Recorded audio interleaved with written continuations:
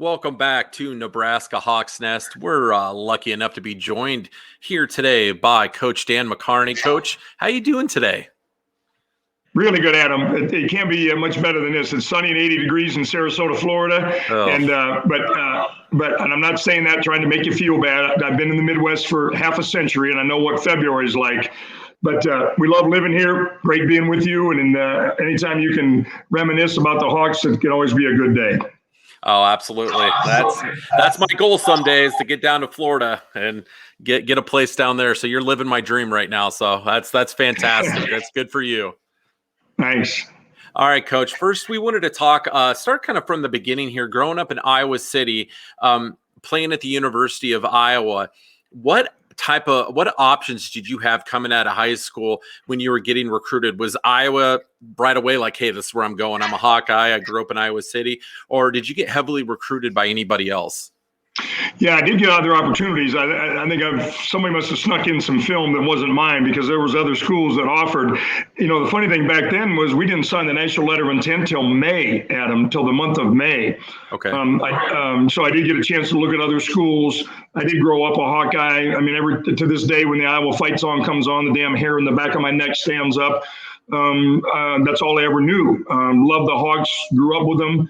But when it came time to be recruited, Iowa was going through one of those many 22 years of losing and not much success. Johnny Majors and Jackie Sherrill were at Iowa State. Jackie Sherrill was the one recruiting me, who was his defensive coordinator at the time. And I don't think it was because I was a real special player, but I think it was because I was in Iowa City. They worked really hard. And back then, Adam, visits were unlimited. There were no one visit this day, 5 visits total, 3 visits. You can visit as many times you wanted. So anytime Johnny Majors and Jackie Sherrill came to Eastern Iowa to recruit, they came to our home there on Morningside Drive, which is right down the street from City High. So it was really a great opportunity to go there. I did sign a conference letter of intent, which we used to then a week before the national signing day, which all that did was say that's the only school you can go to in that conference.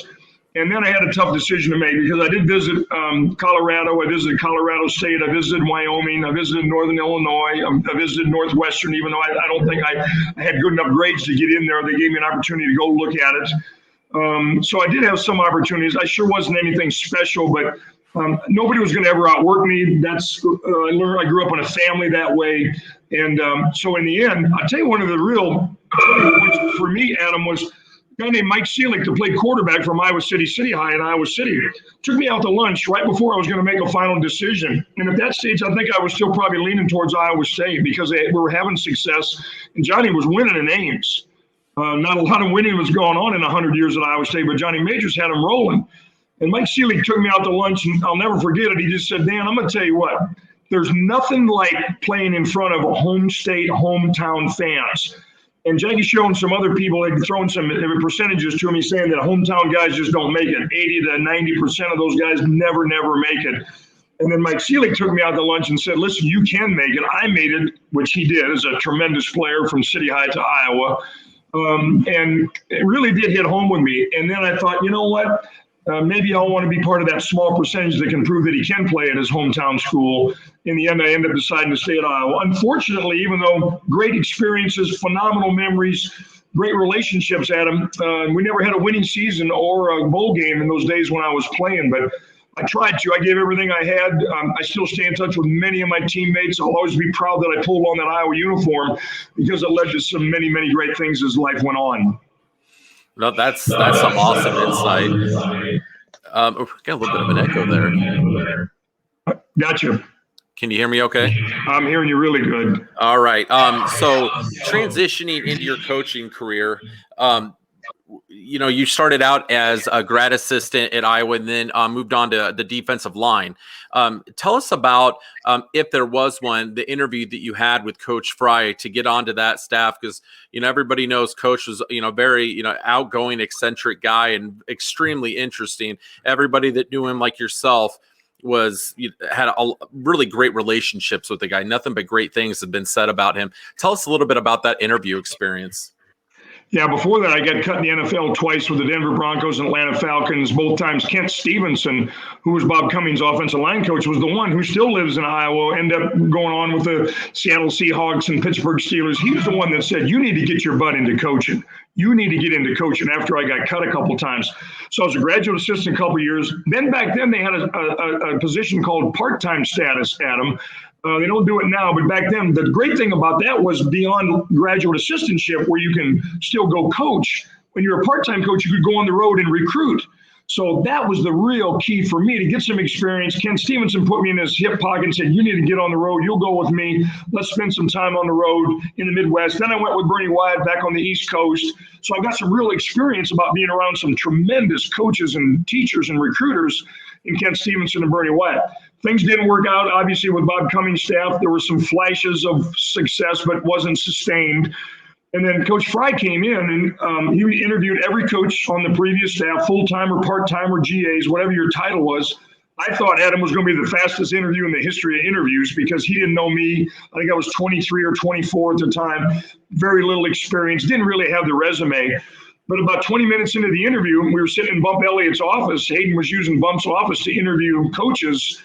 And he said, well, what do you think about being my tight end coach for $18,000? I came shooting up out of that couch. I was ecstatic. I was the most shocked guy in the world that I was going to get an opportunity to join this new staff, a new head coach, and continue at my alma mater in a place that I love so much at the University of Iowa.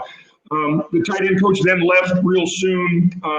The defensive line coach went back to Texas. And so he gave me, Coach Fry brought me in after that first spring and said, Matt, I really like the job you did with those tight ends. Jimmy Swift was my tight end. He probably helped me get that promotion because Swifty played real well, made me look like a good coach. And then I got the opportunity to take over that defensive line, and that's for the next 11 years. That's what I had. I had the defensive line. This other young guy named Kirk Ferentz came in a couple years later, and both of us really never really had the experience, Adam, or the resumes to get those opportunities to be Big Ten offensive and defensive line coaches. But Coach Fry saw things in many of us that a lot of people never saw, but he had that amazing knack with his eyes and his mind and his vision and his insight to say, I think this guy may have it, even though he may not have the experience.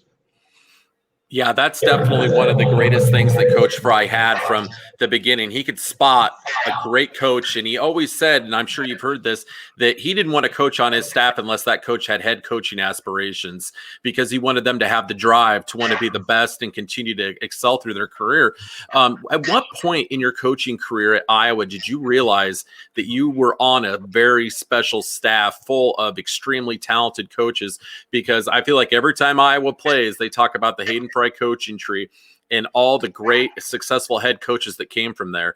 At what point did you ever look around and say, we got something pretty special here, a pretty great staff?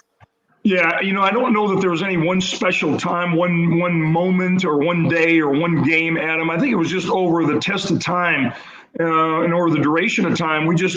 All of us we always wanted to make Coach Fry proud. We always wanted him to be proud of us. We always wanted him to feel good about the job that we were doing, because he was always frank. He was very honest. One of the many things I admired about him, because he always told us, if you don't want to do the job, if you can't get it done as a coach, if you can't get it done as a recruiter, if you can't get your guys involved in the community, if I got issues with your players off the field, I'll fire your ass. And there's a long line of guys that want to come take your job here at the University of Iowa. So he always let us know. There was never any doubt who the head coach was. There was never any doubt who was in charge. And obviously we all got these opportunities because of Hayden Fry, because of the bond, the chemistry, the success, the sustained success, the dramatic success after 22 years of losing.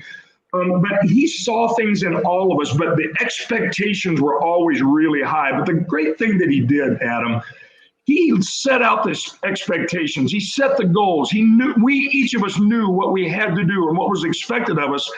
And then he inspired us to live up to those expectations. And then he let us go within our own personalities and go get it done. And I don't give a damn within the rules how you get it done. You just get it done, because here's my expectations. And I think that was the magic that was such a part of Hayden Fry. No, that's awesome. Tell me a little bit about just your one-on-one personal relationship that you had with Coach Fry, because it's kind of noted that you and him were really close throughout the years. Tell us a little bit about your guys' relationship. Yeah, he was a head coach. He was a boss. He was a second father. He was a friend. He was a mentor. He was a motivator. He was a phenomenal example. All those things, Adam. Amazing for someone as young as me, as young as I was, to get to be around this future Hall of Fame leader and mentor and coach. But we just hit it off. And here was an Iowa City guy and a deep South Texas guy, never met. He didn't know me. I didn't know him. We really obviously started from scratch. He brought a real good staff with him. Fortunately for me and Bernie Wyatt, the staff that came from North Texas weren't as many coaches as you could hire in the Big Ten back then. And that allowed him to grab a couple more guys, whether he was going to go outside of the Iowa staff or from within the Iowa staff. But we just hit it off. And to the day that I said goodbye to him the last time, we always stayed in touch. I always called him. I always tried to show, you've seen the same things I have, Adam. A lot of times in life, you see people that really forget their roots. They forget and they don't really continue to give credit to the people that gave them those opportunities for them to flourish and be successful. I've seen it, you have, we all have in all walks of life, but I never would do that to Coach Fry. I would have never had a sniff in college coaching, and I don't know what I would have done had it not been for him. So that mutual respect, that mutual admiration, I just always wanted to put a smile on his face. I always wanted him to think I was the best damn assistant coach that he could hire, even though I wasn't. I always wanted him to think that I was the best damn recruiter he could hire, even though I wasn't. I always wanted him to think that and feel that way, so that our working relationship and our relationship over time would really be cemented and solidified as it was. Moving on to 1995, you take the head coaching job at Iowa State. With your close ties to the University of Iowa and Coach Fry, was there any sort of hesitation about getting into the interview process and taking that job? Or was that something in your mind, you're like, this is a great opportunity, I'm going to go for it head first? And did you talk to Coach Fry about it at all? Yeah, good question, Adam. There was hesitation. I remember when Barry Alvarez, we'd gone from 1-10 to 10-1, one of the great turnarounds in the history of Big Ten football. We backed that up with another real good bowl game the next year. We were having a lot of success. But he came in and knocked on my door and came in and said, "Hey, Mac, I got a call from Gene Smith." I go, "About what?"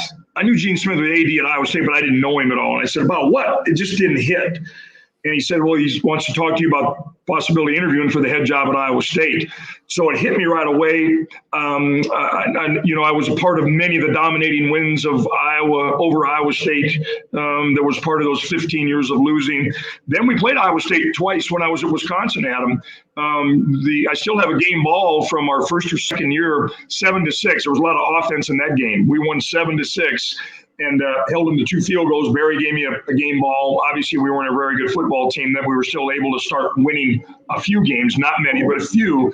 Then we end up winning and showing success and winning the Rose Bowl first time in 100 years. So with that, with the success of a program, there's going to be some opportunities for assistant coaches. So Barry just said, you need to put yourself in a position to say yes or no. It's a Division I school. Obviously, they've been bad for a long time. You're an Iowa native.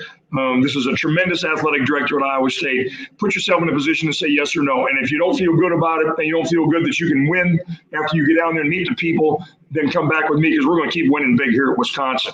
If you feel right about it and you feel like the people are in place to help you be successful, then go with it with everything you got. Because right now, and I remember him saying this, Adam, so there's only 126 Division I head coaches in America. And there's thousands and thousands and thousands of coaches who would like to be getting the phone call that you just got to go interview for a Division I head job. So that was the conversation we had, long process, flew in, didn't know I was number 1 or number 50. You never know. Everybody's got the poker face. I really didn't know. I'd never been a head coach.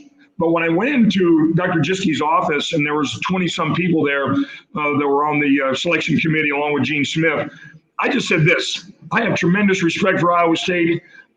I've coached and recruited against them for a long time. I almost came to school here, but these are the things that I've witnessed and I've experienced going against them, coaching and recruiting. Here's the issues that I've seen. Now, you may want to hear this, you may not. I'm going to tell it like it is. And I may walk out of here and I may be their number one candidate, or you may be telling me, don't let the door hit you in the rear end out of here. And those were my words. But I'm going to tell it like it is because I know a lot about this place from the outside in. Long story short, I ended up getting the opportunity. It was a tough job. It was a tough, obviously it was in bad shape. When you're winless, that's just the record. What you don't know is how bad everything was behind the scenes, except for phenomenal fans, great university academically, but there'd been absolutely no commitment made to football. So it took us some time, but finally we got the ship righted. Well, I got to tell you, the Iowa State fan base, whether it's football, basketball, anything, it doesn't matter what the record is. They are a loyal group, and they stick by their team no matter what. And so that's one of the things you probably looked at as a positive. One of the things that wasn't so positive for us was from, I was 98 to 2002. You guys ran off a pretty nice little win streak against the Hawkeyes, and those were during some years where Iowa was having a lot of success. What were some of your keys to success to turning that tide in that rivalry that Iowa had dominated for so long? Yeah, 1998 was the first year, Adam. We went over as a 29.5-point underdog in Iowa City, getting to coach against my mentor, my friend, Hall of Fame coach, Hayden Fry. But I remember that week. I just think there were some guys, we got beat, I think 60-something to 20 the year before. Tim Dwight's senior year, just got humiliated in Ames. But I just had a different feeling that week. And we had lost to TCU the week before, a good football team, a bowl team, and TCU at home. But there was just a different feeling about that team. And I didn't know if we were going to win. I didn't know if we were good enough to go win. I just knew we were going to go play good. That, as a head coach, I knew if we'll just carry over our preparation and the commitment that they've made this week in trying to get ready to win a football game to the field, it's going to be a hell of a game. Now, whether we could go win or not, I didn't know all that. But I remember Kevin Wilson, a tremendous special teams player from the state of Ohio, blocked a punt. We felt like we could block a punt. We felt like there was issues with their protection. We needed to go get one. And as you know, Adam, real well, that's one of the biggest plays in the game of football. You can block a punt. We did that early, set the tempo. Kids believed. We went on to win 27-9. We went on to win 5 in a row, 6 of the next 9. And that really is what, to me, turned this into a really good rivalry, because when you're a part of rivalries, and I was on the other side, as I said many times, you're calling it a rivalry, but you're on the other end and you're getting your tail kicked 15 years in a row. There's no damn rivalry. You're getting your butt kicked every year. The fans know it, the players know it, the coaches know it, the media know it. Same team's going to keep kicking their ass each year. It's not really a rivalry.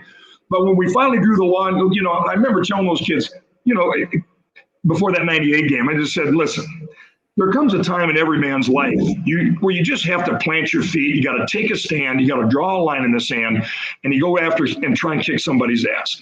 And if we're good enough to win, great. If we're not, let's just not go down. Let's not go out there running around with a white flag. Let's go out there fighting and scratching and clawing, because I think I see that about this football team. Those kids bought in. Darren Davis rushed for over 200 yards, and then we really got it going with some great wins. I think it really set the future that Iowa State and Iowa can have one of the great college rivalries in all of college football, which it wasn't for a long, long time. 1977, I was there as a part-time coach when we won the first one 12-10 in Iowa City. Unbelievable game, ABC. But now that the rivalry's there, it's a lot of fun. Enjoyed being a part of it. I really do miss coaching in that game, Adam. 25 years in a row on both sides. Are you kidding me? How lucky was I to be a small part of those 25 years? Oh, that's definitely really cool to be able to have done that. When you were out on the recruiting trail as the Iowa State head coach, especially during that 5-year win streak that you guys had, did you notice a little bit of a turn in the tide with recruiting? When you're sitting down talking to recruits, did you feel like you guys were going after a lot of the same players in the state of Iowa as the Hawkeyes were? And did you notice that you're getting a little bit more respect from these recruits than you previously had?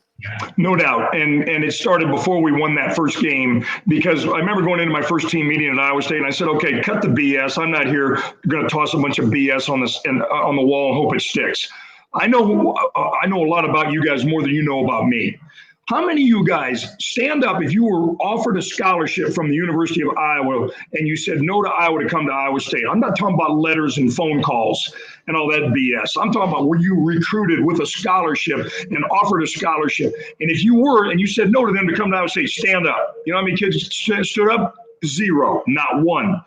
And that was the problem, because what I experienced recruiting against Iowa State those years at Iowa, if Iowa was recruiting them, they didn't really feel they could beat us. I don't care what somebody says. I experienced it. And you know when somebody really believes they got a shot to beat you on a recruit. I never felt threatened because the coaches never felt like they could beat us.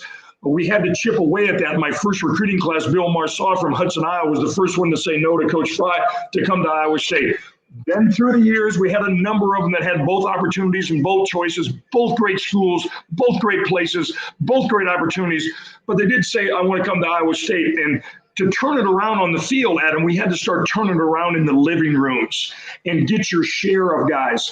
And I just always thought, I can't believe that a young man in the state of Iowa, that there isn't some young men and families that believe that the leadership and the future and the program and the facilities and the conference and the opportunities are the future. I can't be an Ames, Iowa, and at Iowa State University too. Fortunately, we got that turned around, and before we did it on the field, we had to start doing the living rooms, and that's really what turned that rivalry around. And then now you see it. It was so cool, Adam. So cool. Game day and at Iowa State, Iowa game. Finally, I sat here in my home in Sarasota, Florida, and I cheered for both schools. I wanted both of them to win, and I'm just sitting there going, about damn time. The country realizes one of the great rivalries in college football is Iowa State and Iowa. Well, I think that was a big swing and a miss for College Game Day and ESPN, because they always have the guest picker that usually has a big tie to the game. You would have been perfect for that. They never reached out. Well, they came here and they interviewed, and I was with Gene Wojciechowski, but we were talking more about the trophy itself than picking a game. Honestly, I was fine without being put on the spot to pick a team, because honestly, as my wife will tell you, my kids will tell you, my kids are scattered all around the country: San Diego, Tampa, Austin, Texas. We cheer for both those schools. And even though my kids weren't quite around yet, all those years I was at Iowa, they know my love for both those schools, and we cheer for both of them. That's a true statement. Okay. Yeah, that's something I'd forgotten about when that game, College Game Day, was in town. They did do that piece on you with the trophy, and so you were a part of that. So that is right. I'd forgotten about that. So thanks for reminding me. Back in moving forward to 2006, you made the decision to leave Iowa State University. You had one of the longest, if not the longest, track record of success that school had in a really long time. You guys had a little bit of a downslide there at the end, but what went into that decision to leave Iowa State, especially with all the success that you had there? Well, long story short, sometimes in life, some things that you hear and see on the outside may not be completely 100% really what the case is. I respect Jamie Pollard. That was a decision he made. He wanted new coaches on the staff. He wanted some new leadership and wanted some changes made. I'd been there for 12 years, gave everything, my heart and soul, everything I had to Iowa State. So in the end, it was kind of a mutual decision. But I'll have nothing but great memories. My kids grew up Iowa State as they were young kids in elementary and middle school and starting into high school. Those years were at Iowa State, some of the most memorable ones, some of the most impactful years in my life. And to this day, I try and go back to Iowa City and Ames every year. Love both those schools. But in the future of the program, it was really their decision to start with some new leadership. And we did have the year before, we were just in the Houston Bowl, played TCU, lost that close game, I think by 3 or 4 points. So it wasn't like it was a number of years of sustained losing. We had one setback. It was a tough year, young team, but always will have great memories of that place and love it. I mean, an Iowa native, got to coach I spent 19 years at the University of Iowa, Adam, as a player and coach, and then 12 years at Iowa State University. How blessed and how lucky was I? Yeah, that's pretty cool. That was one thing, though. We were all Hawkeye fans really surprised when you weren't returning as head coach, especially with all the success that you'd had there, with the sustained success that you'd brought that Iowa State had never had. But, I'm going to have to be 100% honest with you, Coach. A lot of Hawkeye fans were a little happy that you were moving along because we had a hell of a time with you when you were at Iowa State. I'm telling you, it was tough. Well, it's hard. I'll tell you, Adam. I know it's hard for people to believe this sometimes, but when you build all those relationships as I did at Iowa City, and so fortunate and so blessed. I always wanted it, whether they liked me, respected me, enjoyed it, didn't want me to win, did want me to win. I always wanted those people to be proud of. Here's a kid that was in Iowa City, played at Iowa, coached with Hayden Fry, gave everything that he had. I learned years ago that energy and being positive and showing courage and those things is kind of contagious. Always tried to exude that around my players and coaches and the people around me. And honestly, here it is. I'm going back for my 50th high school reunion back to Iowa City for City High 50th reunion this summer.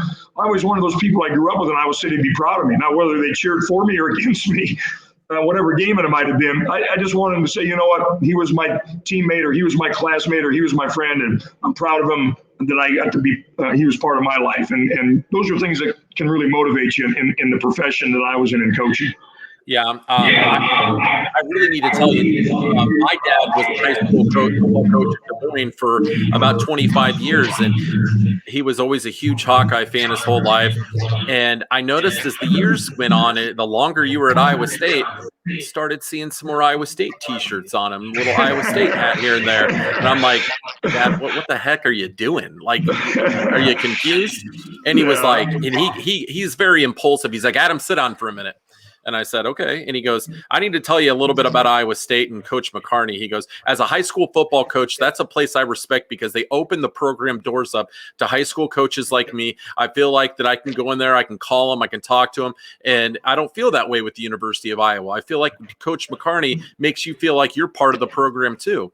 And I was like, geez, that's really interesting. I never knew that as a fan. So he had some really, some great insight on your tenure as head coach there.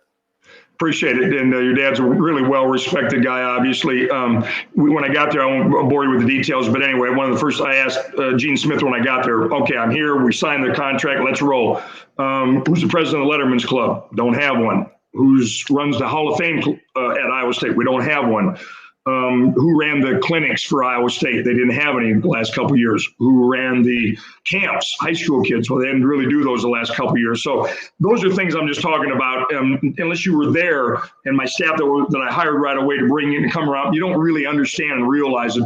And I've talked to Matt Campbell a lot. We stay in touch a lot as I do with Kirk Ferentz, but unless you've been at Iowa State and been in those shoes as a head coach, you don't really realize some of the challenges and some of the adversity and some of the things that you fight, the fights that you fight through and the battles that you battle through, unless you've been there. And fortunately, for the first time in my lifetime now, Adam, with this new facility that's going up at Iowa State, in my lifetime, will be the first time Iowa State's had as good a facilities as University of Iowa, because University of Iowa has always, especially once Hayden got there and Bump Elliott and the two of them worked together, you either do it first class or you don't do it. If you're going to do something at Iowa, you do it first class or don't do it.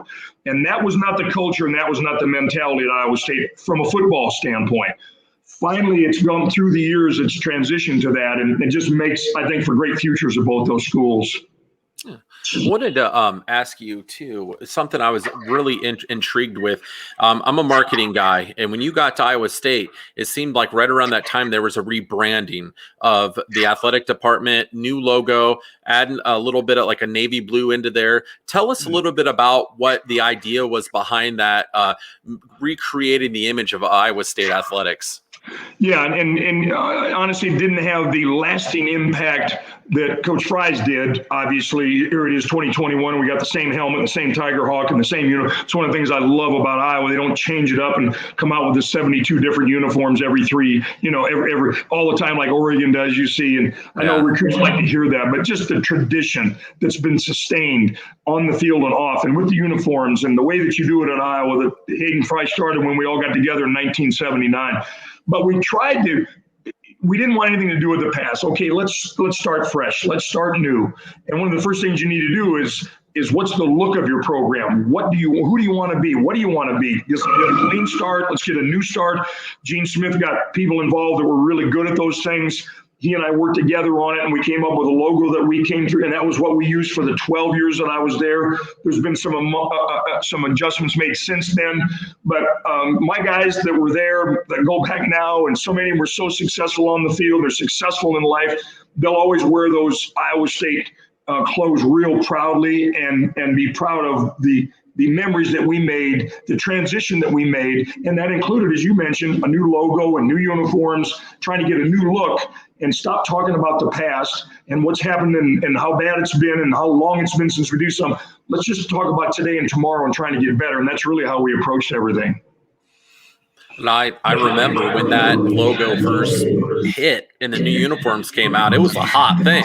I mean, that Psy with the tornado around it and the ISU, that was a hot logo, and it got a lot of attention.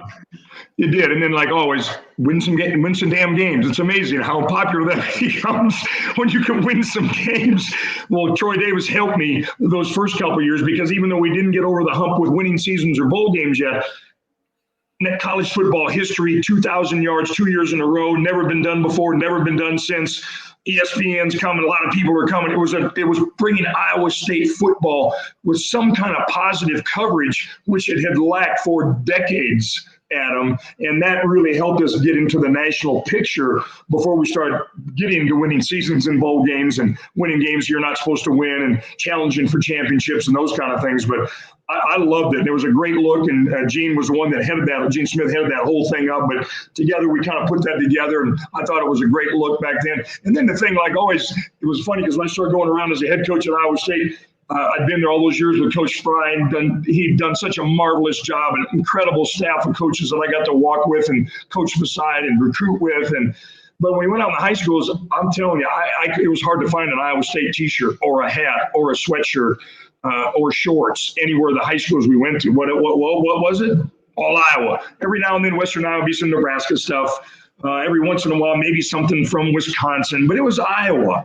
And then when we started winning and taking care of business and challenging Iowa and starting to win some games, then you start seeing more and more, as it should be, Iowa State stuff, along with all the Iowa stuff that was all over the state of Iowa. I got to tell you, going back to Central Iowa, being a Des Moines guy, I see a lot more Iowa State stuff than I would like to see. It's pretty heavily represented. I feel like in Central Iowa, it's majority Iowa State fans anymore. And then the east and west side of the states are hardcore Hawkeye country. So it's been interesting in the last 20 to 25 years. I really feel like that landscape has changed. Either there's gotten to be a lot more Iowa State fans, or they've always been there and they just finally decided to come out, really come out of the woodwork and start, like you said, wearing the apparel and representing, because no matter how bad Iowa State ever was, the fans always show up. Yeah, and not to the level that they are now, obviously, and we started getting crowds that had never been there, hadn't been there in decades. It's a process, obviously. But here's what I found out since I've been out of coaching, and I was going, my last year in the state of Iowa was 2006, as we mentioned, Adam. And then I was in Texas and Florida for a decade coaching, South Florida, North Texas. And now 5 years, been living down here in Sarasota, Florida. I still get around the country a lot. I'm blessed to get opportunities to go speak and be around other teams and other former players that are doing really well in their walk of life, which I really love to see the great success they're having. But a lot of people just say, what is it about Iowa? What is it about the state of Iowa? What's so big? What's the big deal about Iowa? They don't really know. If you haven't lived there like you and I have, if you haven't worked there, if you haven't spent time there, you just don't really get it. But I have, and I spent 100 years in the state of Iowa, and these things are never 100%, but these things are pretty damn consistent. When you talk about somebody from the state of Iowa, loyalty, hard work, character, commitment, dedication, loyalty is a dying trait that I've found in my lifetime in recent years, especially, Adam. It's a dying trait in businesses, in families, in teams. It never was. It just, to me, in the state of Iowa, that was never, it was always there, and we always tried to build it. We always tried to sustain it. It was loyalty that was unconventional. It was one of those great things. Whatever years that I spent there, I always was so proud to tell people, I'm from the state of Iowa. I'm living in Florida. I tell people I'm from the state of Iowa, and I don't mumble about it. I'm proud that was my roots. That was my hometown. My dad was chief of police in Iowa City. My mom worked at the dental school for 30 years. There's a scholarship named after her in her honor. I'll always be proud. My four kids in our family are all Hawkeyes, all Iowa grads. And so I will always, somebody says anything negative about Iowa or Iowa State or the state of Iowa, I bow up pretty fast on them. I'm not real politically correct if somebody says something bad about somebody from the state of Iowa.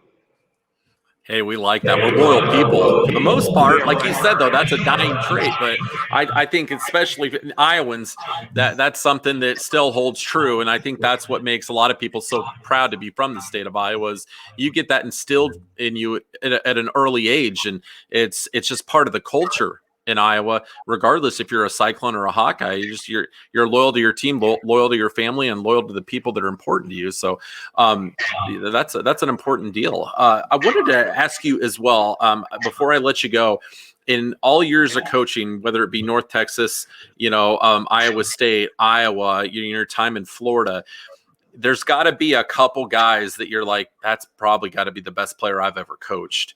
It might be hard just to name one, but if you could off the top of your head, what are some of the top 2 or 3 guys that you're like, when you watched them play in practice, in the weight room, how they handled themselves off the field, that you were like, that is one of the most impressive individuals I've ever come across? Well, I'll just quickly hit it because I was at 6 schools in 45 years in Division I football.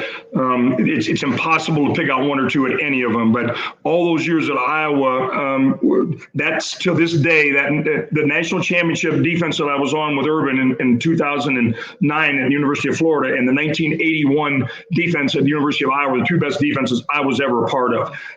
Incredible, phenomenal defenses. And that year with Mark Bortz and Pat Dean and Andre Tippett and that whole crew on defense, unbelievable. Offense was solid. Let's not get carried away. The offense was solid that year. Defense was phenomenal. And we had a guy that I recruited out of Waterloo East High School that I knew could have as much to do with turning the Iowa program around as anyone. That was a guy named Reggie Roby.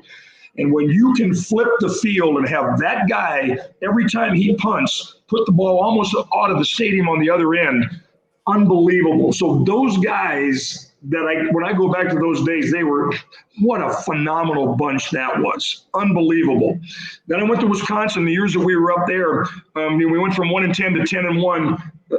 And the guy that I'll mention was not the best football player on the team, but he rallied, he pulled them together. Darrell Bevel was our quarterback. He was probably the least athletic quarterback that I was ever around, but he made the scramble, got to the end zone in the Rose Bowl. He's now the new offensive coordinator of the Jacksonville Jaguars. Bev at Wisconsin, along with a nose guard named Lamarck Shackelford that I had playing for my defense. To this day, the Rose Bowl record is still 6 turnovers, 6 takeaways.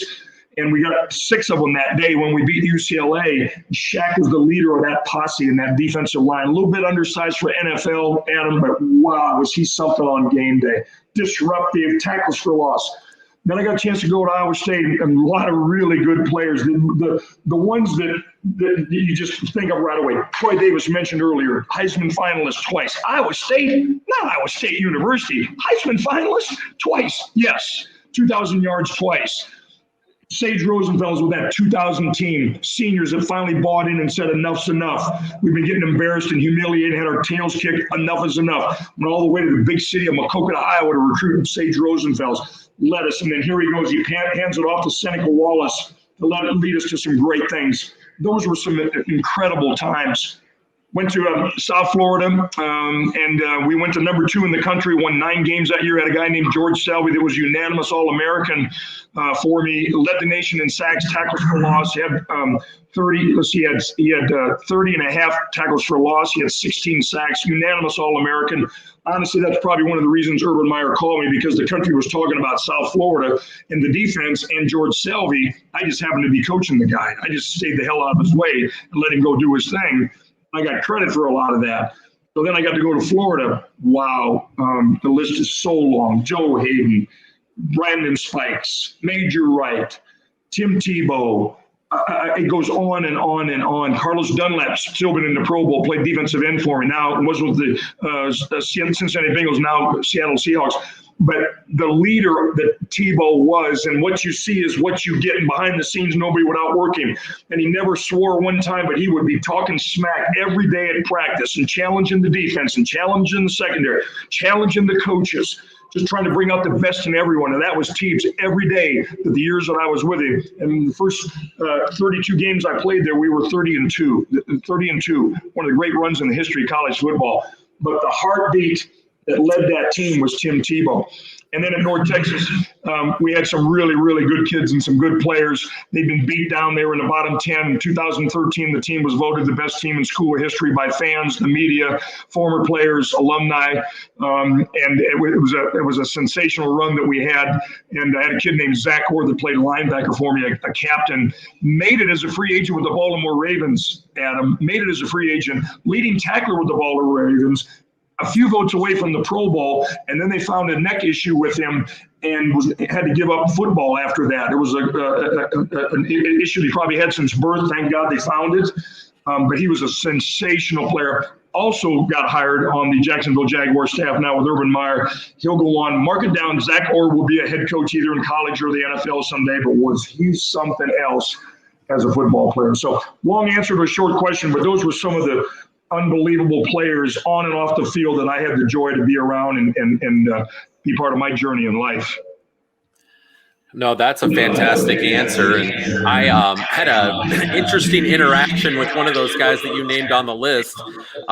Seneca, actually down at the Rose Bowl when Iowa was playing. We're down in Pasadena, and we're at one of the sports bars down in Pasadena, and there's a ton of Hawkeye fans there, and a little bit of a melting pot to some other college football fans too. And I hear somebody yell while we're sitting there, "Go Cyclones," really loud. And I turn around and I go, this is Hawkeye country this week. Do they even have a football team? And then all of a sudden I hear a guy go, "They did when I was there."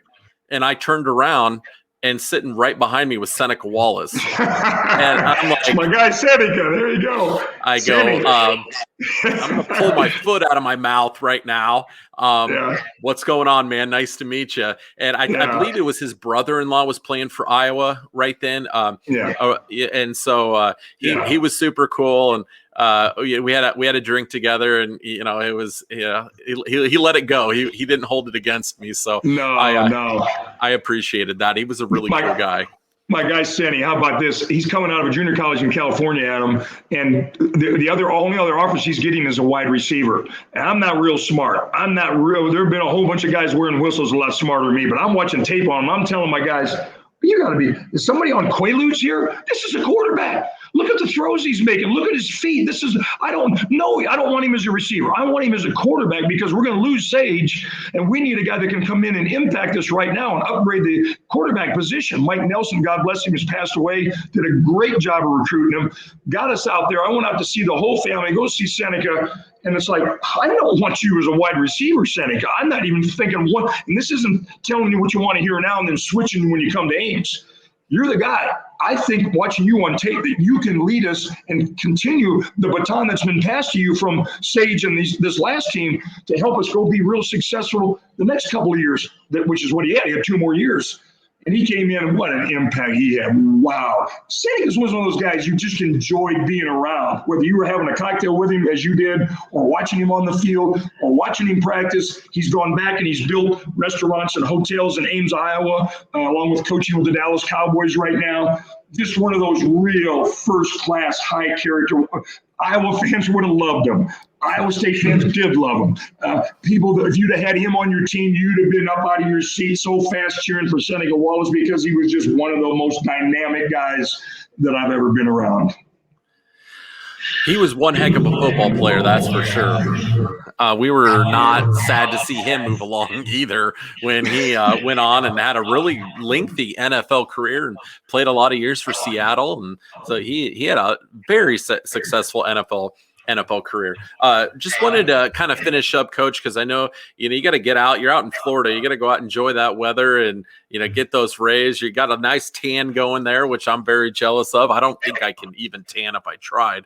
But tell everybody a little bit about what you're up to now. Where you're living and what's going on with you and your family.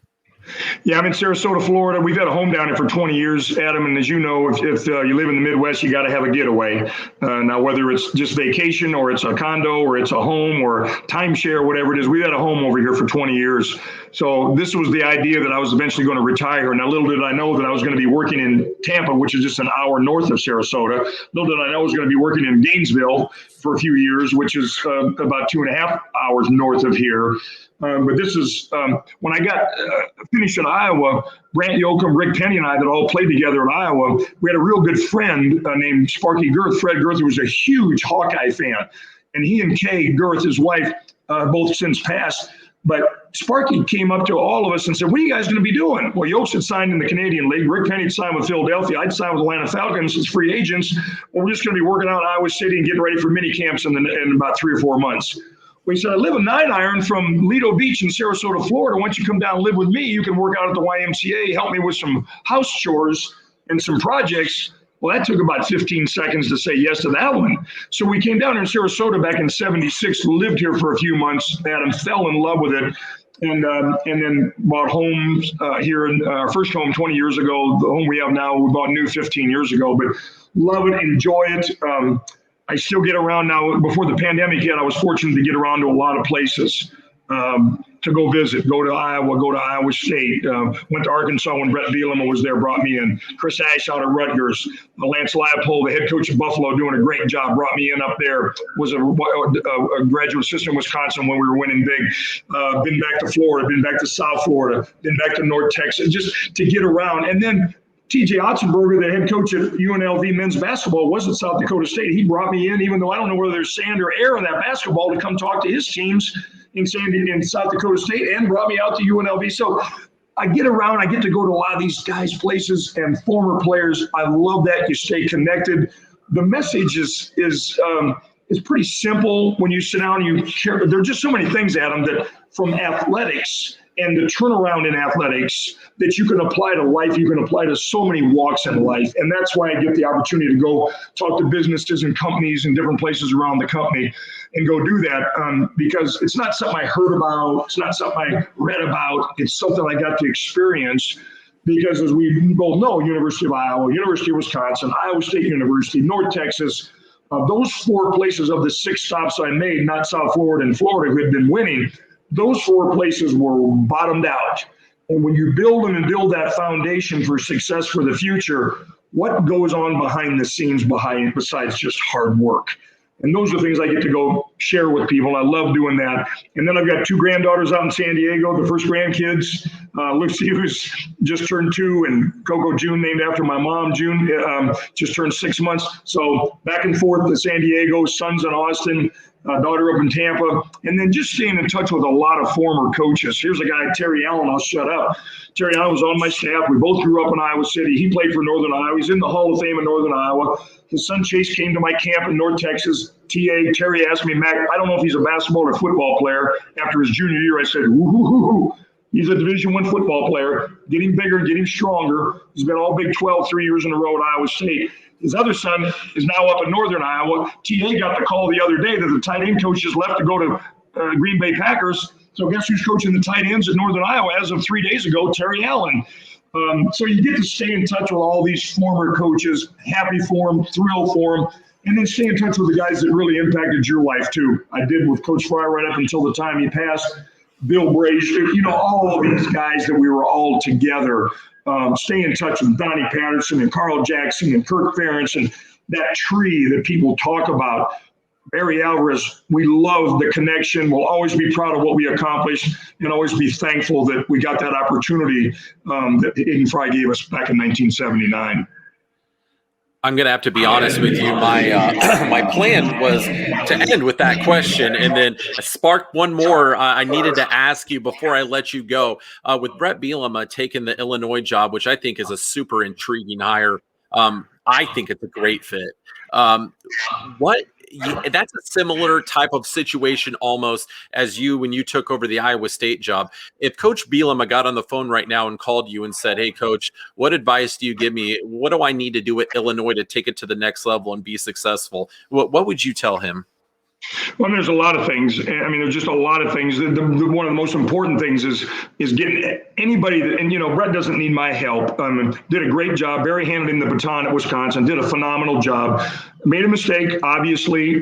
Made a mistake and left and go to Arkansas. And he would tell you the same thing. Went to Arkansas. Didn't work out down there. Ended up with Bill Belichick. Ended up at New York Giants. Those things all worked out really good. But one of the most important things is anybody that's going to touch your program. I'm talking about no matter what the janitors, people that work in the building, administrators, people that work with the Letter Winners Club, whatever it is, if they're going to touch your program, make sure that they're going to use a light of positive energy, a positive message, carry it on to other people. If you're going to be negative or a bitcher or a moaner or a complainer, hit the bricks and don't let the door hit you on the way out of here. All those people that touch your program has to buy into the message, and whatever the message is from Bret, he got to get everybody to buy into that. And then let's go. When we walk out of here, there'll be disagreements. Nothing wrong with not going to scab off once in a while at them. Disagreements, maybe an argument. So what? Sometimes that helps bring out the best in everyone when we're talking about really what's in your gut, what's in your heart, what's in your mind. But when we walk out of here, out of this meeting room, we're united. We're all following the same plan. We're all following the same message. And that can't be overstated because Coach Fry did such a great job of that with us when we all started. And I remember the first meeting, your loyalty is to me. Your paycheck is coming from me. Your paycheck's coming from the University of Iowa. And he was talking to all of us, but he was saying, listen, you follow my plan, you follow my lead. Now do it within your talents and your abilities and your personality, but you're going to follow the message that I lay out. And if not, get your ass out of here. I'll get somebody in here that wants to be here. And he always stood by that, and he was strong. And we always knew, follow the plan, follow the message, buy in, get everybody else to buy in, make sure your players are a strength, make sure you're a really good recruiter. Don't be sitting around twiddling your thumbs on signing day because you didn't take care of business. And then the thing that he always sold us more than as much as anything, don't break rules to get there. It's not worth it. There's not a recruit in the world worth putting us all on probation and jeopardizing this great integrity and this great reputation we have at the University of Iowa as a first-class school. And we always live that way and try to follow that plan. Yeah. Oh, that's great. That's really great insight, Coach. You've had such a long, storied coaching career, and have gotten to do so many cool things and had a lot of success. So just wanted to thank you for taking time out of your schedule to sit down with us on Nebraska Hawks Nest. And I had an awesome time talking to you. So thank you for sitting down and speaking with us today. Honor, Adam. Take care and stay warm up there, man. We don't miss the winners. We do miss the people, but we sure don't miss the winners of the Midwest. So take care of yourself. It's great to be with you. All right, you too, Coach. And hey, we always got to end it with the Go Hawks. I hope that's okay. We're good. Go Hawks. Love them, man. All right. Thank you. Thanks. Have a great day.